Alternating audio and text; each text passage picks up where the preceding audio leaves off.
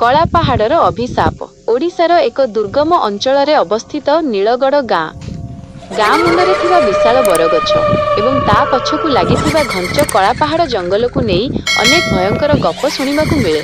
गाँ लोकंक कहिबा अनुसारे सेठारे चंद्री नामक एक डाहाणीर बास, जी गत 100 वर्ष धरी सेही पहाड़ पाददेश रे शिकार अपेक्षा रही। अभिशप्त अतीत लोककथा अनुजाई चंद्री जने साधारण नर्तकी थिला, किंतु गाँर किछि कुचक्री लोक ताकु मंत्रीतंत्र करिबा अभियोगरे जीवंत पोड़ी मारि देइथिले।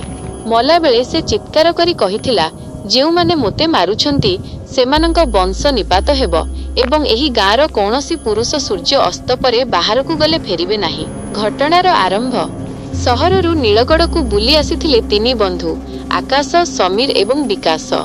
सेमाने आधुनिक जुगर पिला। भूत प्रेत उपरे सेमानंकर विश्वास नथिला। सेमाने गाँर जणे वृद्ध सनातन मौसांक घरे रहिथिले। संध्या हेबा मात्रे सनातन मौसा कहिले, बाबू माने कबाट बंद करी सोईपड़। गाँ मुंड बरगछ पाखकु भूलरे भी जीवनी। आजी अमावास्या, चंद्री आजी रक्त पाई पागल हेउथिबो। आकाश हसी देई कहिला, मौसा एबे 2026 मसीहा। एही समय रे डाहाणी कथा कही आमकु डराउछंती। सेही भयंकर राती प्राय धमटा। बाहरे कुकुर माने कांदुथिले। हठात विकासर निद भांगी गला।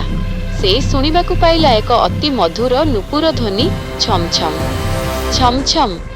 केही जणे बाहरे नाचुछि। विकास झरका देई चाहिला। दूररे जहन आलुअरे जणे अपरूपा सुंदरी युवती धड़ा साड़ी पिंधि जंगल आड़कू चाली चाली जाउछि। तार पादरे थिबा मल्ली फुलर बास्ना पवनरे भासी आसुथिला।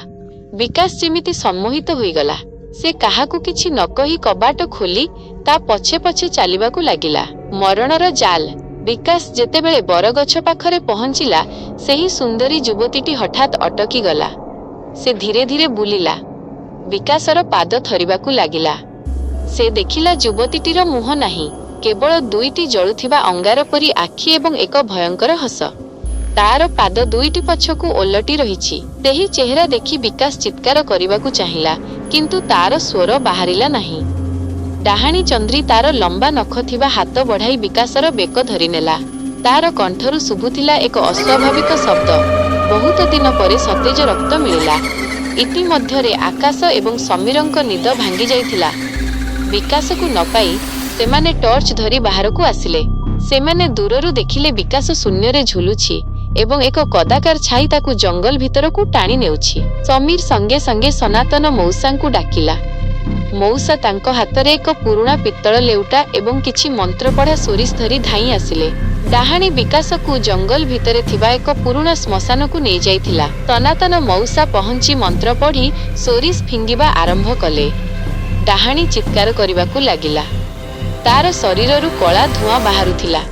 से क्रोधरे कहिला, आजी मु एहाकू छाड़ीबी नाही। मौसा जानिथिले जे डाहाणीर शक्ति तार केशरे थाए। से आकाश को इशारा कले ता पाखरे थिबा गंगा जल छिंचिबाकू। आकाश साहस करी आगकू जाई डाहाणी उपरे पवित्र जल ढाली देला। डाहाणीर शरीरर जलिबाकू लागिला एवं से एक भयंकर चित्कार करी अदृश्य होईगला। सकाळ हेला। विकास अचेत अवस्थारे पड़िथिला। ता शरीर रे नखर चिन्ह थिला। से बंचीगला सत, किंतु सेही दिन ठारू से केबे भी अंधार को एका जाई नाही। नीलगढ़ गाँर सेही बरगछ आजी भी छिड़ा होईछि। गाँ लोक कुहंती, अमावास्या राति रे आजी भी सेही नुपुर ध्वनि सुना जाए। डाहाणी चंद्री मरी नाही, से केवल सुजोग को अपेक्षा करिछि। नीति शिक्षा। बेले बेले जहाकू आमे अंधविश्वास बोली भाबू, ताहा पछरे किछि भयंकर सत्य लुचि रही थाए। सतर्कता ही जीवन रक्षा करे।